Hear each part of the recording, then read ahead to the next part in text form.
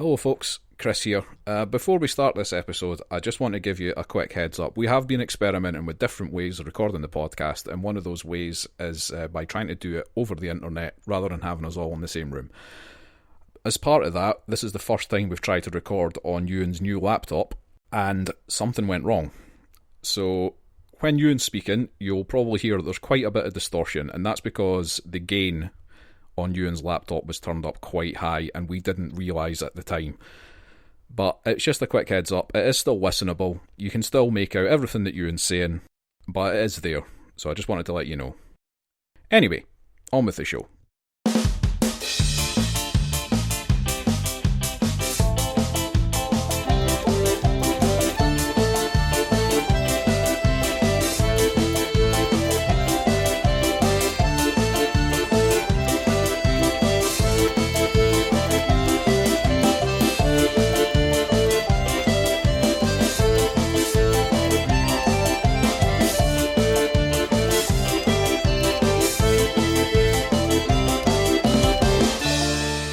Hello and welcome to the Larger Than Necessary First Player Token podcast. This is episode 119. My name is Chris. I'm Euan. And I'm David. How are you doing? I'm alright. We need to get used to this internet recording, guys. Order it went in there. I feel so much it revolves around Pawel that it's difficult to... Does the podcast revolve around Pawel these days? It kind of does. Even though he's not on this one. Well, the thing is, I mean, he's not on this one, and yet I'm still going to blame quite a lot of stuff on him. Good. I hope you do. I mean, maybe it doesn't quite revolve around him. Maybe it's just the scapegoat. He's the easy person to blame. Anyway, we're going to talk about board games this week. Finally. And I'm going to blame Pawel, because we've only got a couple of things to talk about, really, because Pawel has decided to go and roll about in some mud for the day or something like that. And he could have used this opportunity to talk about one of his many RPGs. Oh, yeah. Well, that's a shame. It is a shame, isn't it? So this is probably going to be a wee bit of a shorter episode. We're going to talk about one brand spanking new thing. Yes. And we're going to talk about a couple of things that we've already talked about before. But in fact, let's start off with one of the things that we have talked about before, because I want to talk about Seventh Continent. Oh, yeah. You enjoyed that game a lot. I really enjoyed Seventh Continent. Dave, you'd have been grinning your face. How long? I might have been all the caffeine as well, though. But Dave, you talked about this. How long ago was it that you first got the Seventh Continent? Well, I talked about it on the podcast over a year ago now. It was back in episode 82, which was April last year. So that's some good research. Yeah. So it's been a while. But it's been a while. Indeed. But yeah, it's popped back up into the hotness in Board Game Geek if you keep up with these sorts of things. And the reason for that is because the second wave of the second printing of Seventh Continent has started arriving on people's doorsteps. And we kind of took that opportunity to have another look at it and for Chris to get a shot at play as well. Yeah, because I've been demanding a shot of this for quite some time. Yeah, I don't know why it's taken quite so long to get round to it. But well, it did not disappoint, Dave. I mean, to give a quick overview, Seventh Continent is basically just a storytelling game, isn't it? It's like a choose-your-own-adventure almost. Yeah, a survival storytelling game. It's a game of two parts. Survival, exploration, I would say. But it's played using like a massive box of cards. I mean, the cards are pretty much there are other things, but these are pretty much the only component. Yeah, you can play with just the cards and like a few. That's all you really need to play, and a few counters and markers and things. Yeah, that's it. No, it was a wee bit more complex than I was originally. I don't know if I'm going to say led to believe, but I don't know. Maybe I just thought in my head that it was going to be a bit simpler. But when you started setting it up and explaining some of the things to me about how all the sort of skill checks worked and all that sort of thing, I was like, okay, there's much more to this than I thought. Because I really did think it was going to be much more like a choose-your-own-adventure and much less mechanical than it actually is. Yeah, I mean, that's definitely true. The sort of survival side of it with the tests and what have you, or it's even just how you drive the game is definitely heavier than I think a lot of people have expected. I remember when we spoke about it before, you were saying, like, is this a game that I could maybe play with my girlfriend? And I was like, probably not. Because there's just too much of the mechanics of the skill tests, and everything you do in this game is driven by a kind of test. And there's just a little bit too much going on in this mechanic for the sort of really, really casual player. So it would end up that, like, from their perspective, you'd just be like driving the whole thing. That's kind of what happened when I had a shot of it with my girlfriend. She did enjoy it, but she wasn't, she just was there for the ride kind of thing. Like, to an extent. There's a lot of stuff. I was still... Sorry, go on. Well, it's just a lot of stuff where I was just like, okay, this is what we'll do. And there's decisions there that basically I was just taking them because it was just easier in terms of, like, how many cards you draw, that sort of thing. I mean, I was still thinking while I was playing that, I was like, could I get my girlfriend to play this? And I probably could if I told her it was a storytelling thing, but I think you're right. I think I would probably have to take control of the sort of decision-making process for a lot of those sort of skill check things and that. Just because she's not a gamer. It's not for any other reason. It's just because she's not that interested in these kind of mechanical things. Yeah, that's right, because you're like calculating stats and things to an extent. Yeah. Well, not stats, you're judging probabilities of success. And there's different, there's all these skill tests, but then there's all these little icons on them that control what you're allowed to do for each test, like how you're allowed to modify how many cards you can draw and so on. So yeah, you're just doing too much of, I think, that side of the game. And you're not the, like, people have other sort of gamers have expressed the same sentiment about this game. It is one of the kind of complaints that people have about it, is that it's maybe a little bit too difficult, the whole survival side, and for a game that invites you to explore and go and see what these things, what's that over there? You can see, you're putting down the little map cards on the table, and then you can see all these things, and you want to go and find out what they are. There's like a cave or whatever, and you're like, oh, let's go and find out what that is. But if it's not to do with the curse or the scenario that you're currently playing, then the game will kind of punish you for doing that in a way. Yeah. I mean, it depends how you look at it, but if your aim is to sort of finish the scenarios as quickly as possible, then yeah, the game does kind of punish you for exploring. But I don't see it. I never saw it that way. I'm like, I don't mind.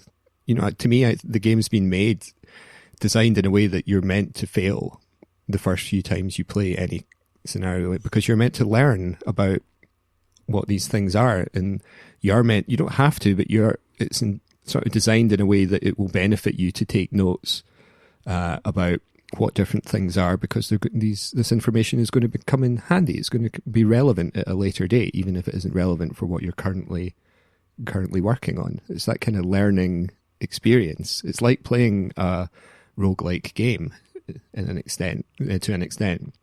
That's what it kind of reminds me of. Aye. I can see that, like, definitely. One of the things that, like, I mean, I really enjoyed the game. The artwork on the cards is amazing, and there's, like, so many sort of, like, what surprised me about it was that, like, the different sort of layers that it adds in, and, like, how we found some sort of mystery cards. Like, I'm not going to go into spoilers or anything, but we found this, like, sort of kind of rare card thing that you might find, and you're just kind of given a random one, but then that's, that card that will tell you something about something specific, and then it'll say, oh, if you see this on any of the map tiles, then you can do this specific thing. And it's like, all right, so it's not just the case of looking at the numbers on the map tiles. Actually, the artwork itself is very important. Yeah, that's something, like, when that popped up, I think there was like a plant in one thing, and there was another quite big thing that you spotted. Aye. But that was a bit of a revelation, because at that point I was starting to feel this is very mechanical, very kind of like, right, you get the number and you get the card out. When that sort of moment, it's like, oh no, like, little details on the actual, you're building this map, and I don't know, is there a way that it's meant to build up the whole map of the seventh continent, or whatever, or is it meant to be sort of procedurally generated? Oh no, it's not procedural. It is a continent. See, if you go back to that same place, it will be the same map, and the same things will be there. But you'll know what some of them are because you've been there before. The game's designed with that in mind. That's cool. Yeah, because obviously the map tiles all kind of fit together quite nicely. It wasn't that sort of like, oh, you just stick things in and you go from one thing. Like there was a sort of a kind of flow to it all. Because it's not because it's not randomly generated like a dungeon crawler might be. It allows them to do cool stuff like have a tree or whatever that spans two different tiles, like the left half of the tree's on one tile. So it's kind of neat to see that fitting together when you play the game. But the mechanics of just having everything on a card allows them an amount of flexibility to do like creative things. There's lots and lots of things that you can do just with this card system that they have. Like we found like a puzzle just randomly, and you know, like, which that was really strange, but a bit of a surprise. But it's an example of something that you can, like the way they did it, you can't really talk about it. But like it required two cards, and that's fine. You can do that with the system they have because you pick up one card and then it says also pick up the second card, and then you've got two cards. It's a neat system, and it kind of rivals what can be done with an app.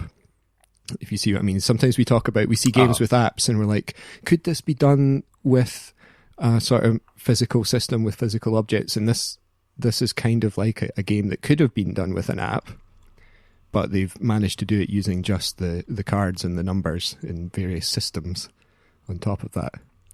I had a lot of fun playing it.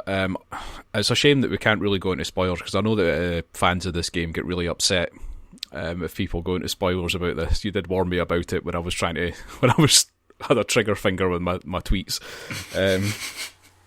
But you're going to get mobbed on Twitter by but we did. There were some like really like thematic moments in it and really good storytelling moments, and I really enjoyed sort of. I mean, you know that I had a lot of fun role-playing as not the character I was playing as, but as the character I wanted him to be. Yeah. The character he became, okay? The character he became was more important than the character he was, because this is how I was playing him. But I basically referred to him as Pendleton the Grassman. And it's not really a spoiler, but he was basically covered in grass. Yeah. But I mean, Dave, you played as Dr. Frankenstein. Yeah. And that was like one of the just greatest moments of my gaming career, was when we did the thing. Yeah, the Frankenstein thing. The Frankenstein thing, the Dr. Frankenstein thing. When we did it, it was spectacular, and I was really, really happy. And it was kind of unexpected as well. Yes, the result of it was very unexpected. Yeah. It was a bizarre thing to pop up. But I mean, if you're going to have Dr. Frankenstein in a game, which is a storytelling game, then you're going to have to expect a certain thing to happen, you know. But yeah, I absolutely loved that point when we did the thing. That was definitely a favourite gaming moment in mine. I'm so gutted that I can't go into any detail about it. I'm just bursting. Well, I was going to say that I think, like you were talking about being covered in grass and stuff, by crafting lots of like grassy items, yeah, that we didn't necessarily need, but but we did it because that was the story I was telling. Yeah, and I think that's a perfectly valid way to play the game, and possibly a better way to play it than being much more just blindly following the mechanics. It feels like the kind of game where you quite easily enjoy yourself and not like complete a scenario or whatever, because it doesn't have, even though you the way that the sort of action deck thing that you have works, it doesn't have the sense of urgency as of a lot of other games that use that sort of thing. Like something like we played what was Detectives, where we were constantly on, oh right, we're losing time on this, or there's other games like that. I can't really think of any off the top of my head, but this one, it's like you were aware that you have a certain number of action cards you can burn through, whatever, to get through, but it didn't feel like I don't know. I didn't feel bothered about it at any stage of the game, really. Yeah, well, to an extent, I know what you mean. There's in something like Detective or Chronicles of Crime, there's a fixed time limit, and that doesn't change. In Seventh Continent, yes, you have your action deck, which you go through, and it kind of represents your life, and deciding how many cards to draw from that is a big part of the game. But there are ways to replenish it. That's kind of the difference. And learning how to do that is part of playing the game. That's the sort of survival, if you like, side of the game, is learning to survive, as in to like not have your action deck run out, because it will run out. And there are places where you can have it run out quite easily. It just depends. I mean, the thing you were saying about it's fun to play the game and not really, just to sort of play about a bit and explore it is. The one thing is, though, when you fail the curse, like we did the first sort of main curse, which is called the Voracious Goddess, if you go back to do it again, you're back where you were before. Like, you start at the same point. So you're going to be going back through the same places. And this is possibly the sort of where people were getting frustrated, is because they were failing. You can play for a long time and fail, like many hours, like 6, 8 and longer, and then fail the curse. And the game expects you to start right back from where you started before. And you're going to see the places, for this one, places that you've been to before. There will be different events that will happen. But, you're sort of retreading. And it's very computer game-like, in a way. And if you're used to playing computer games, it might not bother you as much. But yeah, I mean, having said that, they have offered, particularly as part of the new expansion, they've offered even more ways to make the game easier, or more appropriately, to tailor the difficulty of the game to what you feel as a group that it should be. So there are ways to make your action deck last for longer and so on. So I think they've kind of addressed that to an extent. That's good, because I think a game like this, if people really want to enjoy it, and because it is so mechanical, there should be a way, just telling the story rather than blindly following the rules. Yeah, it is tricky though, because if you take it away entirely, if you take the tests away altogether, which some people have just got fed up with the game and kind of resorted to that, almost like playing a choose your own adventure game, or a fighting fantasy novel, the early ones where you were like, right, I've had enough of this fighting rolling dice stuff. It's just really boring. And I'm just going to say that I win every fight that comes up. And I think we've all done that. Yeah, I think most people resorted to that.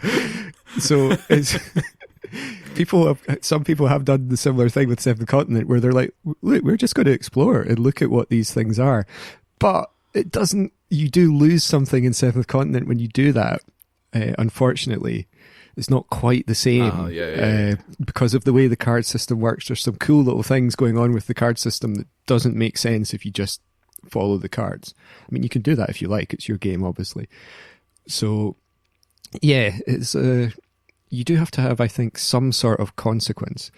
But they like I say, they've definitely tried their best to address that. There's loads of other stuff in the expansions that we never saw. Like, there's a hot air balloon and a raft, and there's a totally unnecessary traitor mechanic. This game does not need that. Which is just ridiculous. I had a look at it. It's like right, this is a mild spoiler. So if you want to know what the traitor, if you don't want to know what the traitor mechanic is until you actually look at your own cards and find out for yourself, because you will find out when you get if you ever use it. Basically, it's a 50-50 chance of being the traitor or not, and if you are the traitor, your mission, you cannot win the game until you murder one of the other players. And it's like an action on your card, just like every other action. There's a murder action on your card that you can take. Good God. And I was like, imagine doing that with 2 players. It'd just be ridiculous. Just like... That's a friendship ending thing, that. Anyway, I was going to say that this game, it reminded me a little bit of Legends Untold, which is, something that we keep bringing up. But but Legends Untold has a sort of... It's got a similar feel to it in the way that, you're just exploring cards. Obviously, Legends Untold is much smaller, much more contained than Seventh Continent is. But it does have the same sort of idea of, you're exploring different cards, and then there's just skill checks that you're doing to get past various things or look at various things and all that kind of thing. It feels like a much sort of like more compressed version of it almost. Yeah, I think so. There's definitely parallels between the two, and the Legends Untold people have used their card system in a way that is flexible. It's a flexible system that they developed that's allowed them to represent different aspects of dungeon crawling and RPGing. So yeah, it's definitely there. Right. Anyway, the Seventh Continent. I think we've discussed that to death already. Yeah, I mean, I might report back once I get a bit further with it. I'll be like, so, how many more cards did you get? Because did you only bring over the sort of base set? Yeah, kinda. There's some of the new content is in there. I don't think it doubles the number of cards necessarily, but it's like, because there's all the other expansions as well. So it's a bit more than half. But there's a lot that I haven't put in yet because I have to get them out the little plastic wrap things, and I just haven't been bothered to do it. I mean, it's a lot of content in terms of like hours of gameplay. It's pretty crazy. Yeah, I can imagine. I mean, we only saw about 8 of the map tiles or something. Yeah, and that took us a couple hours at least. So, so yes, that is the Seventh Continent. That is by Serious Poulp, the publishers, designed by Ludovic Rudy and Bruno Sauter. Mm-hmm. Before we move on to talking about the latest game that we've played, I'm just going to give another quick mention to something else that we've played before, and we talked about very recently, possibly in the last tabletop episode actually, which is Chronicles of Crime. As we discussed when we were talking about the Seventh Continent there, I'm occasionally looking for things that I can play with my girlfriend who is not a gamer. I couldn't get her to play stuff like Euro games or very, very thematic, couldn't get her to sit down and play Descent with me or anything like that. There's just no chance. But Chronicles of Crime is something that I thought I could. And I did, because she is quite into, crime documentaries and that kind of thing. She's the kind of person who sits and watches 4 or 5 episodes of a crime documentary and then goes and puts her wardrobe in front of her front door. She is that kind of person. We'll have a good laugh about it. Yeah, we sat there and we played through another couple of episodes of Chronicles of Crime. I didn't play any of the follow-up episodes to the one that we played, because that's part of a 3-part series, so I've left those. And we had a lot of fun with it. I mean, Chronicles of Crime, I wouldn't call it so much a board game as it is an activity, much like Detective is. Because there's not really so much. It's not about moving pieces around on a board so much. It's an activity that you do where you're using your brain to try and figure out something that happened, and this is something that she's very good at. She managed to pretty much figure out the first one that we did. I think she pretty much had it nailed halfway through, and I was still kind of like, no, we need to go and talk to somebody else, because I'm much more like I need hard evidence of things before I'll believe them, if you see what I mean. Sometimes that's not there in these games. Like the Chronicles of Crime, it'll give you just enough for you to go, hang on a minute, so maybe that's linked to this thing, but it doesn't give you the hard evidence to back it up quite so much. Yeah. And I can sometimes struggle with that, but she just like really, took control of things, and just said, no, that's definitely that thing. So yeah, we had a lot of fun with it. Chronicles of Crime is a great little game. It's just so much more fun to play than Detective is. I mean, Detective's, much more in-depth, and I'm not saying it's a bad game at all, but it is much more in-depth, takes much longer, and it does involve a lot more thinking. Chronicles of Crime's a bit more laid back than that. Yeah. Which scenarios did you do? Can you remember? Oh god, it was a few weeks ago now. Okay. I'm really struggling. There was one to do with a family there was one with a curse. It was a curse with a scarab, and it was to do with in a museum. I think it was the British Museum or something like that. We had to figure out who had stolen the scarab, but it turned out that it was linked to something else, and some guy, some old man who thought that the whole thing was actually cursed and people were dying because of it, and you had to just go and figure this whole thing out. It was quite interesting. I can't remember what the other one was. The other one was to do with a bunch of girls who worked for a acting agency, and there was a serial killer on the loose who was killing girls, and we had to try and figure out what had happened. Okay. Yeah, is this Curse but of the there's Pharaohs? Some interesting twists in that one. Curse of the Pharaohs and Every Rose Has Its Thorns. Those are the two that we played, yep. Okay. Definitely. And the serial killer, Every Rose Has Its Thorns, the serial killer always leaves a rose at the scene. But there were some interesting twists, and it's particularly in Every Rose Has Its Thorns. There were some interesting twists in that, which I really enjoyed. I think that was the one that we liked more over the other one. But they were both very, very good. So yes, Chronicles of Crime is a solid little detective game. Totally recommend it. And that I totally mangled the artist names and stuff last time, so I'm not going to do it this time. But it's designed by David Citurel and published by Lucky Duck. Okay, right, so now we're going to move on to the latest Kickstarter acquisition, which came with this delicious box of wooden coins, which the makers of the game, Sinister Fish, told me not to eat. Specifically told me that I shouldn't eat these. So this is Villagers. And Dave, you backed this as well, didn't you, on Kickstarter? Not realising that I had backed it. Not at the time. Still don't regret it. Euan. Yeah. Do you want to talk us through Villagers? Whoa, that's a mouthful. I mean, Villagers is essentially a card-based game. You're building up your village, essentially, by hiring various craftsmen that let you hire other various craftsmen. I mean, that is essentially it. There's a nice mechanic which I enjoyed, because I really enjoy Food Chain Magnate, where you have kind of chain. See, this is why I wanted you to speak about it, because there is definitely some relation here to Food Chain Magnate. And it's weird because I guess it's Euro-y in its own, but it's got a nice sense of kind of like have it, being an actual interaction between village, like little settlements and things like that, where all these kind of professions link into each other, and not in necessarily a kind of top-down way. Yeah, there are sort of like hierarchical things where you're going to need one thing to get the next, but then there's other things, other sort of villagers that can unlock different things that maybe not necessarily are like, maybe a bit like or other sort of chains of production and things like that. Yeah. I mean, if you were to draw almost like one of these kind of like tech map things, it would be fucking crisscrossed all over the place.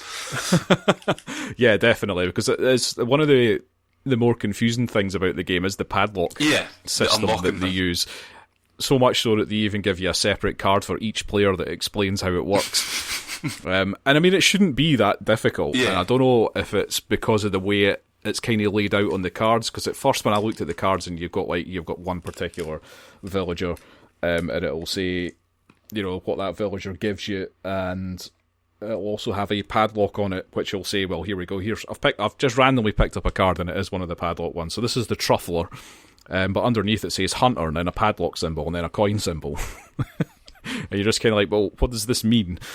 But it essentially means that, now if I get this right, in order to play the Truffler, you need to pay the Hunter 2 gold. Yeah. I think the thing about it is, it's not a difficult concept, and once you've played it a bit, it makes absolute sense. I think it is just the complexity of the relationships between, and that's actually what's good about the game, because they've you probably have to have a hunter to kind of scope out your, the local woods and things like that for it to be safe for someone to go out truffling. Yeah. And like, you know, you need. Are you role playing? I'm like you do get a sense for that in the game. You know, it's like you've got there's basic classes which you can pick up, like your lumberjack, hare, and miner. Yep. Yeah. And they're almost like a separate thing. You have to pick them up in like a building phase, and you place them down, and then you can grab the various professions during the what do you call it? The drafting phase. So yeah, you build up sort of from these things, but it doesn't always kind of go, you know, top down. It kind of goes laterally and things like that. And like you've got solo professions as well, which they don't require any sort of base card, but they can unlock certain other things that are in chains. It kind of gets it gets quite complex, but the relationships between the different professions all make sense. You know, if you're a vintner, you're going to thematically, you need a glassblower, but to have a glassblower, you need a forge, you need a blacksmith, all this sort of stuff. You know, but the important thing is that it's not you in particular that needs these things. Other players can have, like, so if you want to make the glassblower, if somebody else has the blacksmith, you can play the glassblower. The problem is that you have to pay their blacksmith in order to do it. Sorry, I was going to say you're limited by the draft as well. So if someone else has if a blacksmith comes out, there's no guarantee that another blacksmith will come out. You don't know because you don't put all the cards out in the game. Is that correct? Only right. Only some of the deck of professions will be used for the game. So that definitely plays into it. You have to think about, you know, what's coming up. You can't guarantee that, you know, you say the vintner comes up, you know, you're like, well, you need a graper and what have you before that, but there's no guarantee that a graper will ever appear. Yeah, that's right. So you have to sort of think, and you know, if someone else has the blacksmith, you can't hold off necessarily building something because that relies on the blacksmith, because it will mean paying money to one of your competitors, because you may never get a blacksmith yourself. So there's quite a lot going on in it. It's not just about card counting. I mean, the way that the drafting thing works as well is because there's always like 6 face-up cards, so you know exactly what those are. But there's also above those cards there's face-down stacks, and because the cards are separated by suit, so like they kind of have suits in this game where, you know, like all the vintner and the grape grown, they're all the grape suit, and the blacksmith and the glassblower and everything, they're all the ore suit, and you know, there's a wood suit and there's a hay suit, that kind of thing. And because those stacks are face down, it always tells you on the back of the cards what each suit, what suit that card belongs to. Sorry, so you can kind of like. There was a couple of times where I took a risk because you can draft from the face down stacks, and you're just kind of like, right, I really need, you know, a blacksmith right now, and there's a couple of face down ores there. I'm going to just try it.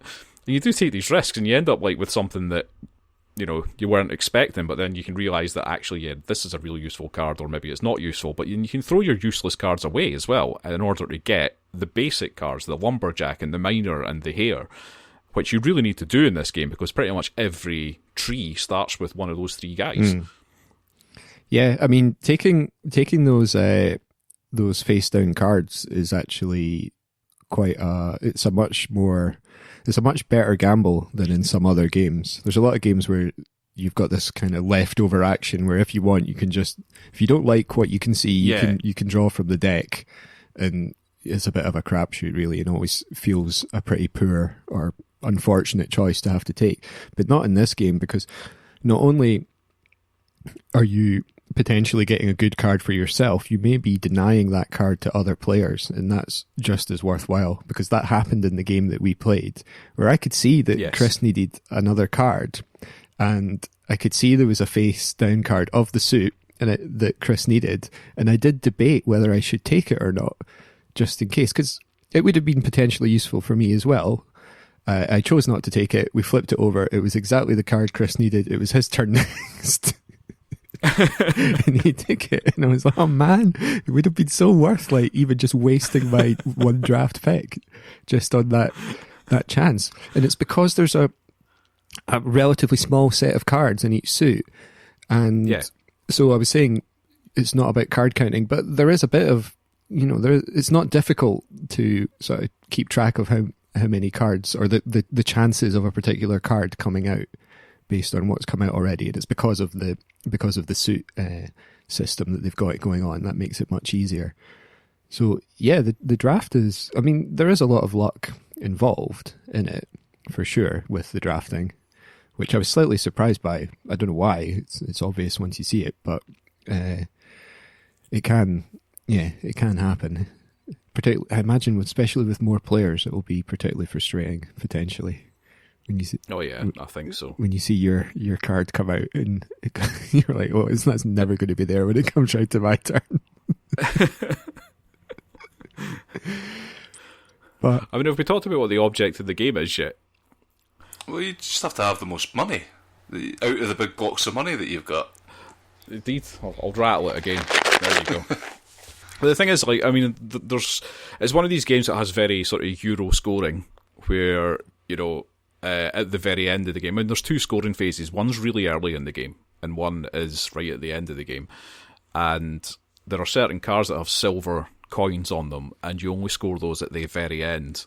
And those are the ones that they're like the Euro scoring things. They're like you get 2 coins for every card in this suit or something like that. I mean, I don't think they're quite that powerful, but it's definitely along those lines. If you've got X amount of this or whatever, then you score this many coins. And some of those cards can be very powerful, but they've also got the sort of mixture of some of the other cards that have just the gold coin symbols on them, which are just straight up money. They're not reliant on anything else. And, some of those are like, I had one that was worth 15, I think. Was that the Swineherder or something like that? I managed to get the jeweler out for 20 at the end. Still lost, but I know, but like if you can get like those cards, I mean, those are like 20 coins in this game. That's a lot of points. I do quite like as well, and I think this game probably would appeal to a lot of people who maybe aren't that keen on Euro games, because it is more of a building game and there's less management. Like you don't need, like, it assumes that you're surviving and prospering, and it's more about the competition between the players. Like, you're not having to like worry about. I think there's one rule at some point. You might lose 2 gold at some point for not having a food token out. But you only ever need the 1 at minimum. Yeah, and that's it, essentially. And you're not having to spend any of a little bit of the money you have, but you're never going to run out. I couldn't see that ever happening. Unless you were just being ridiculously daft about how you were using your cards or other people's cards. You accumulate money for the most part, and I think that's a slight design difference, like, to other Euro games. I think where you kind of have to manage it, and you get a bit worried about those sort of things. This is more about, right, get your village built up and get all these like cool professions out. Be a truffler. Be a vintner. Be what you've always wanted to be. Be a brewer. A truffler. Yeah. You can really go down the booze path pretty heavily. Right, I'm going to challenge you, Euan, to just play a booze-only game. I really wanted with villagers. To. I had like the problem is I started off that card with it was like not even the vintner, it was like the wine trader, which you have to have like every other grape thing and a whole bunch of other stuff to get. It was worth a lot, but it was just like I got it at the start of the game. I was like, there's no fucking way I'm playing this. Well, did you enjoy the game though? Oh, absolutely. Yeah. 10 out of 10 would play again. Alright, is it up there with Food Chain Magnate? It is your favourite game? It is as good, almost as good as Food Chain Magnate. I like you corrected yourself there. You're like, no, Food Chain Magnate. It needs to be simpler. That's the one. It needs to be sparse, more sparse in its. It loses points because we didn't need another table to put all the cards on like you do with Food Chain Magnate. More chains. Food Chain Magnate is ridiculous. Yeah. It's absolutely ridiculous. It's a great game, but it's ridiculous. Dave, what did you think of Villagers? Yeah, I really liked it. It's definitely more of a card game, I felt, than a Euro game, if you like, even though it has all these Euro game like sort of style. aspects. It sort of looks like it would be a Euro game, but it's not. I would say almost it doesn't have any tracks, so that's a good thing. It's always it's always a good sign for me, or it's always a bad sign for me whenever a game turns up with tracks on it. Like I love the fact this is the second game we played recently where money and points or like inventory points are the same thing. Plague Inc. worked that way as well, and I absolutely love that. It's like I think it's amazing. It just makes the game that much more simple and easy to strategize in your head, because like, you know, when you're paying money for something, you're giving away victory points, and it's less about like when you play Euro games, it's more about everyone's like, oh, you've got to calculate the opportunity cost of everything you do, and that's quite difficult. Well, I mean, I was going to say that this is like a Euro game in the same way that stuff like Race for the Galaxy is like a Euro game.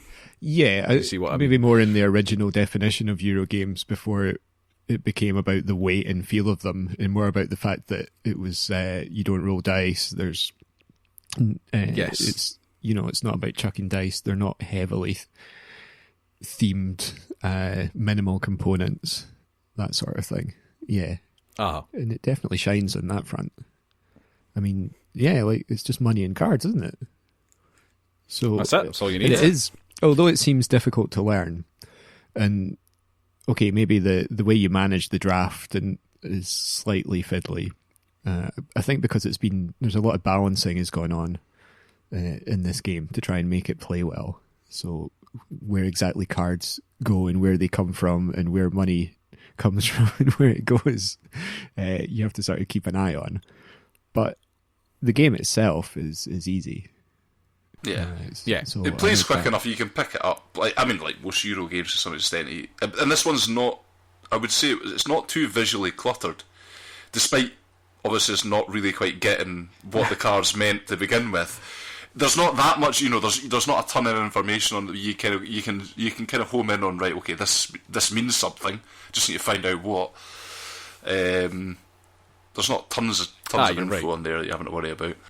Because Euro games can sometimes suffer from that what does this symbol mean thing, because a lot of them try to be language independent, and this game pretty much is language independent.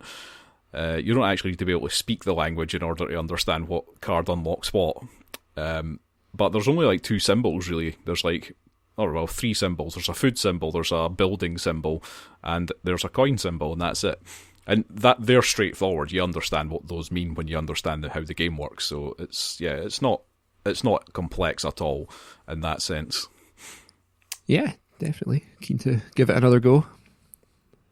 Me too. I quite enjoyed it. I'm glad I picked it up. It's a game that you can play in an hour. I mean, I think that was probably how long we spent playing it. Yeah, it didn't feel like that long. No, it wasn't long at all. I mean, the game did. Like you say, the game rattled through much faster than I thought it was going to, because it's to do with those stacks above the cards. Once those run out, it's pretty much game over. But we ended up getting through those really quickly, even despite the fact that you're actually putting stuff back on top of those stacks as you go. Yeah, because you increase the number of cards that you draft. Yeah, that's right. As the game goes on, it's the more food you've got, the more you can draft. But I mean, it did just. All of a sudden you get to a point you just kind of go, oh, the game's going to finish in a couple of rounds. Yeah, I mean, I guess it's definitely Euro-y in that aspect. Aye. Yeah, it can't go on forever, and it does finish slightly earlier than you think it might. Definitely, aye.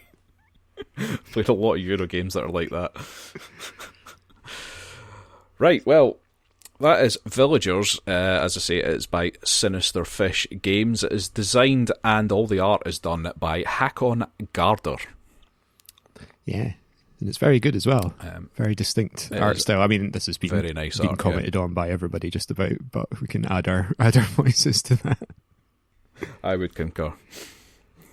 Right, does anybody have anything else to talk about? I was actually just going to mention, just because Dave brought it up earlier, not that I've really much relevant to say about it, but I've been playing Plague Inc. on my phone, After that last episode where we played it, I've been battering through it on my phone. I'm up to fungus now, but I've been really really struggling to get past fungus. Yeah, I found fungus difficult as well. You can get everybody infected, but I can never get like the symptoms right up. Oh no, I almost did it the other day, but I accidentally clicked on the wrong thing. I was trying to I basically de-evolved a bunch of stuff so I could afford total organ failure after I'd infected everybody in the world. I was like, that would have done it. But I accidentally clicked on the same thing again. And it was like one of the lesser things and it fucked me over. But I'm enjoying it. Particularly because I've been quite ill over the last couple of weeks, and like there's like a weird fantasy of playing it in playing that in a doctor's surgery or something, like, you know, when you're in a waiting room is quite amusing. Telling everybody what you're doing. Here, look at this, mate. Total organ failure. Total organ failure. Well, I do love a bit of cheerful chat to end the podcast. Thanks, you. Okay, so that's it for this episode. We'll give out all our internet stuff. If you want to email us, you can do so at firstplayertoken@gmail.com. That's FIRST. If you want to find us on the interwebs, you can check out our website, which is firstplayertoken.com. Again, FIRST. If you want to find us on Twitter, which is where most of our chat is these days, that is at 1ST Player Token. You know, that's once player token, right? Thank you very much, Euan. It's been a while since you've done that. Yeah, I tell you, has anyone been doing it in my absence? Have you not felt? Dave's been having a crack at it, but it's not the same. Does he trip over the word? Also, we are part of the Podnose Network. The UK's leading entertainment podcast network. Okay, Euan, what are you showcasing for us this week? Oh, I've actually got something up. I don't know. Worst Foot Forward is a podcast I've kind of forgotten about that exists in here, but they're actually still going. The last one out last week. And I'll join Ben van der Velde, Barry McStay and their guests as they brandish their wooden spoons of destiny and celebrate the losers, heroic failures and spectacular missteps that pockmark human endeavour. Well, so that sounds fantastic. So are they just talking about times when people have just messed up dramatically? Aye, basically. Oh, the last one was Johnny Chidi, the world's worst D&D. So there you go, that ties in nicely. There we go, that's that's thematic. The world's worst class. Is it Bard? Notable appearances by wizards of the Ku Klux Klan, the Chesney Hawks Warlocks. Oh dear. Right. So yeah. Well, if that sounds up your street, like awful classes. You can go to podnose.com to find a wide network of podcasts which we are a part of. Okay, well that's it for this week. We will be back next week, and I'm pretty confident this time that we will actually be back next week with episode 120, which will be a video games episode, and me and Dave have got something hilarious to tell you about. Yes. But until then, thanks for listening. Bye. Bye. Bye.